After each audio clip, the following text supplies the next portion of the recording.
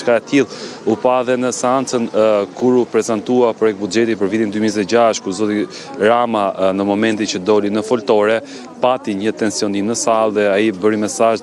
një shenjë drejt zotit Peleshi për të vendosur rregull në sallë dhe sigurisht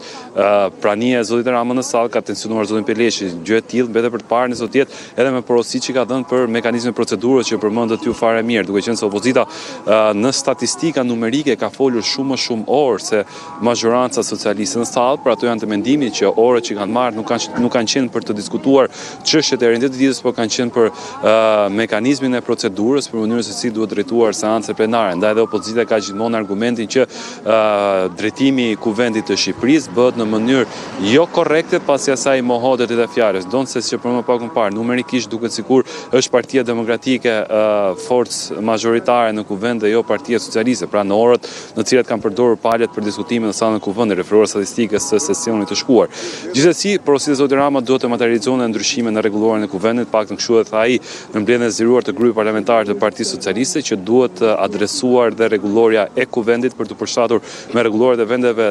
të Bashkimit Evropian. Kjo ishte paktën ajo se çfarë tha ai, në mënyrë që mekanizmi i procedurës mos të përkthehet në pengmarrje, pra duke perifrazuar fjalën e zotit Rama.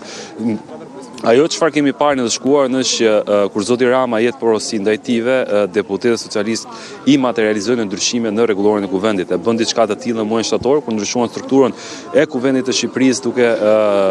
shtuar numrin e komisioneve parlamentare, shkrirë disa komisione, krijuar disa të tjerë, të cilat opozita ishte kundër, por ishin në themi në qasjen me ato porosi që kishte dhënë zoti Rama në Asamblenë e Partisë Socialiste. Tashmë do duhet që vetë socialistët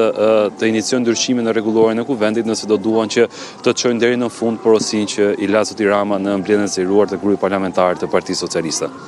Ervin Koçi, të falenderoj për gjitha detajet që solle. Do të jemi në vim së bashku gjatë zhvillimit të seancës së parë të parlamentit për këtë sesion.